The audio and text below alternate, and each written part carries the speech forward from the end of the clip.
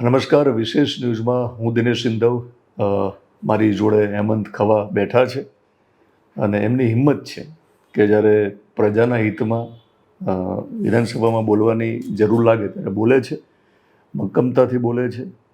પ્રજાની જે પોતાની બોલી છે બોલીમાં બોલે છે અને એ જ્યારે બોલે ત્યારે મને એવું લાગે છે કે આપણે નોંધ લેવી જોઈએ. પણ મીડિયાનો વાંક ગણીએ અથવા તો આપણો એક ઓવરઓલ વાંક ગણીએ કે વિધાનસભામાં જ્યારે અગત્યના બિલ ઉપર જ્યારે ચર્ચા થતી હોય ત્યારે આપણે કંઈ જુદી ચર્ચા કરતા હોઈએ છીએ. એટલે વિધાનસભા દરમિયાન મેં કંઈ બહુ ચર્ચાઓ કરી નથી, પણ કેટલાક અગત્યના બિલ ઉપર અગત્યની ચર્ચાઓ કરવાનો પ્રયાસ છે. એના જ ભાગરૂપે આજે હું હેમંતભાઈ સાથે બેઠો છું. એમને જે ટૂંકમાં વિધાનસભામાં જે કંઈ મત એમનો રજૂ કર્યો છે બે બિલ ઉપર, જનવિશ્વાસની વાત આવે છે ને, જીએસટી ઉપર જે એમને પોતાના મત રજૂ કર્યા છે, પોતાના વિચારો, એ એમને તો ત્યાં કીધા છે ને વિડીયો પણ છે. પણ ઘણા કિસ્સામાં આપણે ન જોઈએ, માનો કે ઓનેર, તો આપણને ખબર જ નહીં આપણે કયા ધારાસભ્યે શું વાત કરી. એ બધી વાતચીત કરવી છે. સમાચારની આ દુનિયામાં આપણી કમનસીબી છે કે દિવાયત ખવડને જામીન ન મળે તો સમાચાર બને છે, જામીન મળે તો સમાચાર બને છે. ગોપાલ ઇટાલિયા આજે કોઈ બહેનોને લઈને વિધાનસભામાં આવે તો પણ સમાચાર બને છે. પણ વિધાનસભાની અંદર હેમંત ખવા જેવા પણ નેતા જ્યારે પ્રજાના હિતમાં વાત કરે તો સમાચાર બનવા જોઈએ. એટલે વિશેષ ન્યૂઝની ઓફિસમાં આવ્યા છે. વેલકમ. જનવિશ્વાસ, અને મેં કહ્યું છે કે જન એટલે કે પ્રજાની બોલીમાં જ તમે મક્કમતાથી ત્યાં વાત મૂકો છો અને લોકોનો વિશ્વાસ બેસે એ પછી બહુ દૂરની વાત છે. કારણ કે કોઈ પણ બિલ રજૂ થાય ને તો ત્યાંથી બહુમતીમાંથી પસાર થાય, કોઈ પણની સરકાર હોય, પણ તમારો રોલ હોય છે કે એમાં તમે તમારો મત રજૂ કરો. તો જનવિશ્વાસ બિલમાં જે તમે તમારી વાત મૂકી છે, શું હોવું જોઈએ અને શું નહોતું, એની વાત કરો. બાકી મારી પાસે તો છે જે તમે ત્યાં બોલ્યા છો, જરૂર લાગે તો આપણે આનો પણ સહારો લેવાના છે. ચોક્કસપણે લોકોનો સરકારમાં વિશ્વાસ, સરકારે વિશ્વાસ કેળવવા માટે જનવિશ્વાસ બિલ લઈ આવી અને એના માટે ઇઝ ઓફ ડુઈંગ બિઝનેસના રૂપમાં જેણે પ્રેઝન્ટ કર્યું, એમાં મેં મારો વ્યક્ત રજૂ કર્યો. આમાં 11 જેટલા અલગ અલગ વિભાગના કાયદાઓ છે એ બદલવાની વાત કરી અને જ્યાં આકરી દંડની જોગવાઈઓ હતી એ સરળ બનાવવાની વાત કરી. અને એને લઈ અને ખેડૂતોને શું તકલીફ પડશે, કોઈનું ચીટિંગ થઈ જાય તો નાના વેપારીઓને શું તકલીફ પડશે, આ બધી વાત મેં વિધાનસભાના પ્લેટફોર્મ ઉપર રજૂ કરી. અને મેં સરકારને પ્રશ્ન પૂછ્યો કે ભાઈ તમે આ કોનું જીવન સરળ બનાવવા માટે, આ માત્ર કૌભાંડીઓનું જીવન સરળ બનાવવા માટે થઈને તમે આ બિલ લઈ આવ્યા છો? આમાં ખેડૂતના જે 11 સુધારાઓ છે, 11 પૈકીના 10 છે એ તો કૌભાંડીઓને બચાવવા માટે થઈ અને જે સુધારાઓ લઈ આવ્યો હોય એવું લાગી. એ થોડાક સમજાવો ને ડિટેલમાં. હું એમાં આપને વાત કરું, કલમ 43 ક ની કલમ 3 એક એડ કરવામાં આવી. એમાં મેં કાલે પણ કીધું કે કોઈ માની લ્યો કે કોઈ સહકારી સંસ્થા છે, એના લાખો કરોડો રૂપિયાનો વહીવટ જે ચોપડામાં લખાણો હોય, કોઈ તપાસનીશ અધિકારી જ્યારે એ સહકારી સંસ્થાના કર્મચારી પાસેથી ચોપડા પરત મંગાવે ત્યારે જો એવો અધિકારી છે એ આ ચોપડા ના આપી શકે તો એને માત્ર 25,000 રૂપિયાના દંડની જોગવાઈ કરવામાં આવી. હવે માની લ્યો કે કોઈ સહકારી સેવા સહકારી મંડળી, દૂધ મંડળી, એપીએમસી કે અન્ય કોઈ સહકારી સંસ્થા છે, એનો કર્મચારી ઓન પેપર લાખો રૂપિયાનું, કરોડો રૂપિયાનું કૌભાંડ કર્યું હોય અને એમના ચોપડા છે એ ક્યાંય ફેંકી દે અથવા તો એનો નાશ કરી નાખે. જ્યારે આ ચોપડા ના મળી આવે તો આ કરોડો રૂપિયાનું કૌભાંડ છે એ ચોપડામાં દબાઈ જવાનું છે. ત્યારે એવા કર્મચારીને માત્ર 25,000 રૂપિયા દંડની જોગવાઈ કરવામાં આવી અને એવું પ્રાવધાન કરવામાં આવ્યું કે 25,000 રૂપિયાનો દંડ ભરી દીધા પછી એના ઉપર બીજા કોઈ તમે લીગલ એક્શન નથી લઈ શકતા. તો આને લઈને તો કૌભાંડીઓને પ્રોત્સાહન મળવાનું છે. એટલે આવી જે કલમોનો આમાં સુધારો કરવામાં આવ્યો, આ 11 પૈકીની 10 કલમો છે એ 10 કલમો ખેડૂતો વિરોધી, નાના વેપારીઓ વિરોધી. કારણ કે જ્યારે વેપારીનું કોઈ ચીટિંગ કરીને જાય તો એનું પણ જે રેકર્ડ હોય એ રેકર્ડ મંગાવે અને રેકર્ડ ના મળી આવે તો માત્ર 25,000નો દંડ. એટલે આમાં કડકમાં કડક પ્રાવધાન કરવામાં આવે એવી અમારી આ બિલ ઉપર મારી 25,000 રૂપિયાનો દંડ ચૂકવીને કોઈ પણ છૂટી પણ થઈ શકે.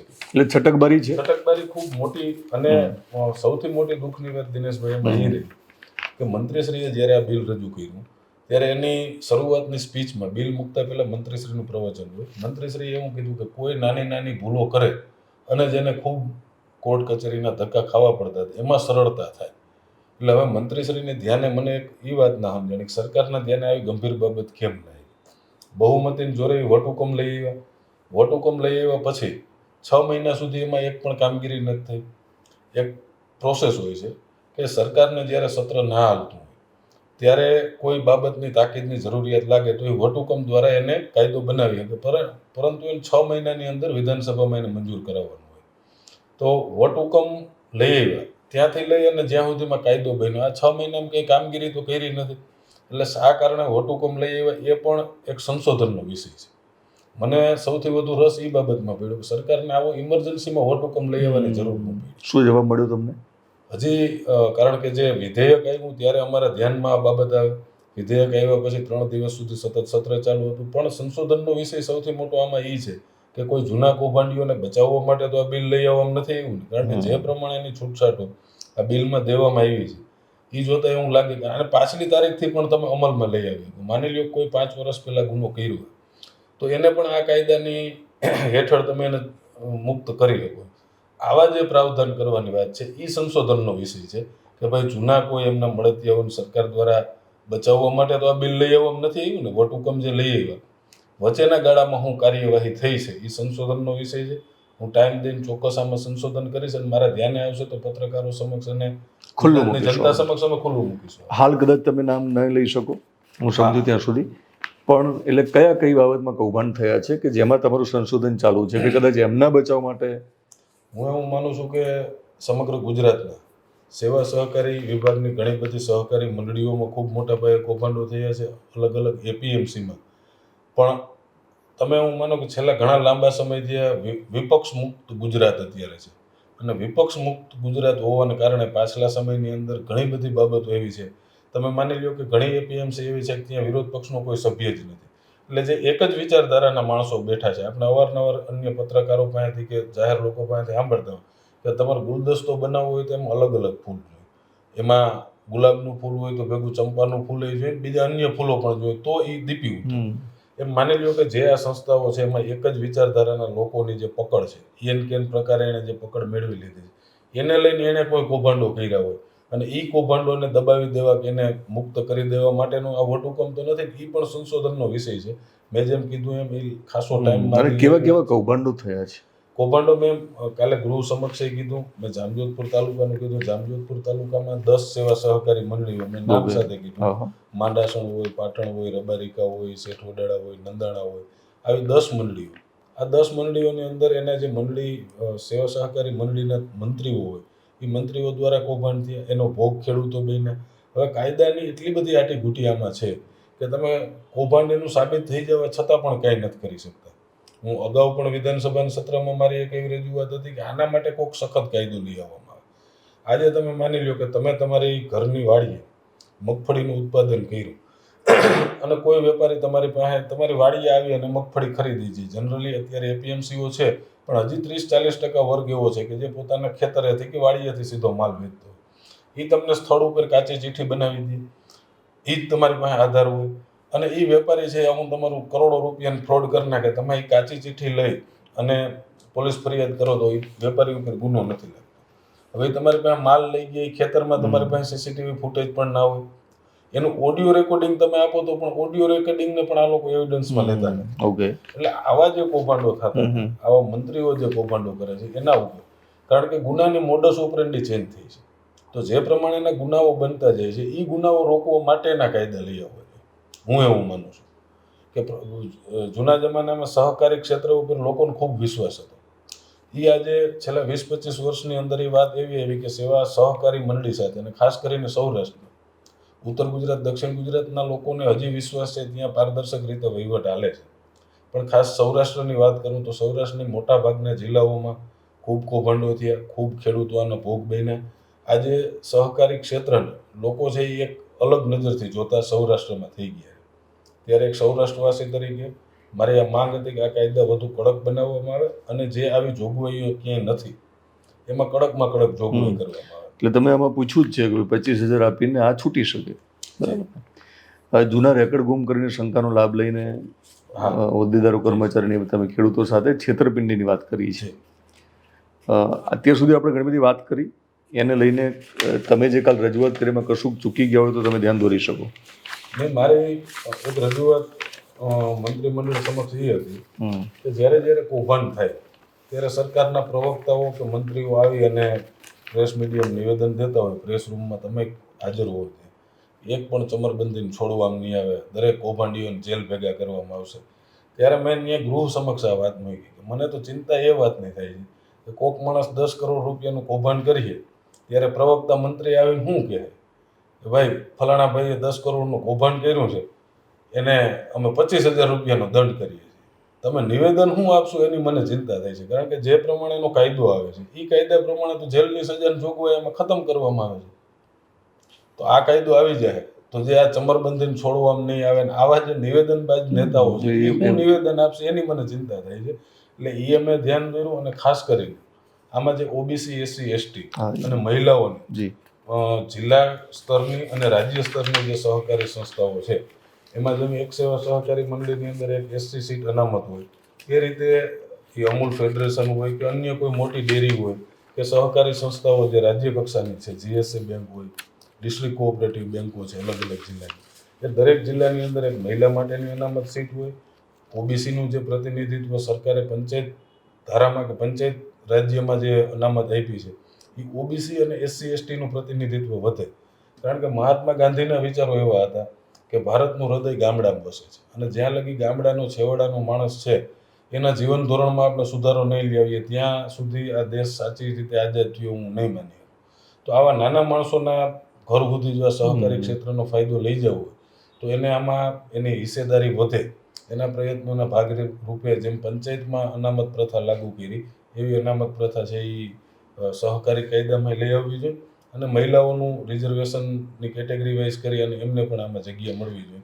આવું મારું સરકારને સૂચન. તમારું જે સૂચન હતું એ કદાચ બધાએ નહીં પણ જોયું હોય, જ્યારે એ આખી વિધાનસભાની પ્રક્રિયા છે આમ તો અંદર થતી હોય છે અલગ અલગ ચેનલમાં માહિતી ખાતા દ્વારા, પણ ન જોયું હોય તો આપણે એમને સાંભળવું હશે કે જવાબ શું આપ્યો હતો. બિલ ઉપર જ્યારે ચર્ચા થતી હોય ત્યારે બિલનો એક નિયમ છે, કોઈ પણ વિધેયક કે બિલ જ્યારે ગૃહમાં રજૂ થાય એટલે બિલ રજૂ કરતા પહેલા મંત્રીશ્રીનું પ્રવચન હોય એમાં એના ઉદ્દેશો અને એના વિશે ચર્ચા કરે. બિલ રજૂ થઈ ગયા પછી ફરજિયાત અમારા સ્પીચનો જવાબ દેવો એ એની જોગવાઈઓમાં હોતું નથી. એટલે ખાસ જે એને નોંધ લીધી પરંતુ એને જવાબ દેવો ફરજિયાત ના હોય. જેમ પ્રશ્નોત્તરી કાળમાં અમારા પ્રશ્નનો જવાબ દેવો ફરજિયાત છે, આમાં અમારું જે સૂચન હોય, નિવેદન હોય એમાં એ સૂચન ધ્યાને લેશું કે સૂચન છે એમ કહી અને એ લોકો જવાબ દેતા હોતા નથી. એટલે ખાસ પર્ટિક્યુલર આ વિષય ઉપર સરકાર તરફથી કોઈ જવાબ નથી. ફરજિયાત નથી, પણ એમાં એવું કહી શકે કે અમે ધ્યાને લઈશું અથવા તો જરૂર નથી એવો પણ જવાબ હોઈ શકે. એવો શબ્દ તો એનો હોય જ છે કે અલગ અલગ સભ્યશ્રીઓના જે સૂચન છે એના ઉપર અમે વિચાર કરીશું, પણ એ વિચાર ક્યારે કરશે એનો કોઈ ટાઈમ પીરિયડ આપવો કે સમય મર્યાદા કહેતા નથી. એટલે જેને લઈને એ એક આપણે હું દેશી ભાષામાં કંઈક ધક્કો દીધા જેવી વાત થાય, પણ સરકારના ધ્યાને ગૃહની સમક્ષ હું જે શબ્દ બોલ્યો છું એ 100 વર્ષ પછી એ ઊભા રહેવાના છે અને આ વાત છે એ ઓન રેકર્ડ ઉપર ગઈ છે, એટલે એ શબ્દો મારા કાયમી માટે ઊભા રહેશે. એટલે આ ઈરાદાપૂર્વક છે કે પછી ધ્યાનમાં નહીં આવ્યું હોય, તમને શું લાગે? મને એવું લાગે છે ક્યાંક ને ક્યાંક, કારણ કે આ બિલની જોગવાઈઓને ખૂબ ચર્ચાઓ થઈ, ઘણી બધી વાતો થઈ, પણ આવું સરકારને વટ હુકમ લઈ આવવા માટે અને એ પણ એક જીવન જીવવાની સરળતા માટે. એટલે મેં મારું પહેલું જ નિવેદનની એક લાઈન એ હતી કે તમે કોના જીવનની સરળતા માટે આ બિલ લઈ આવો છો?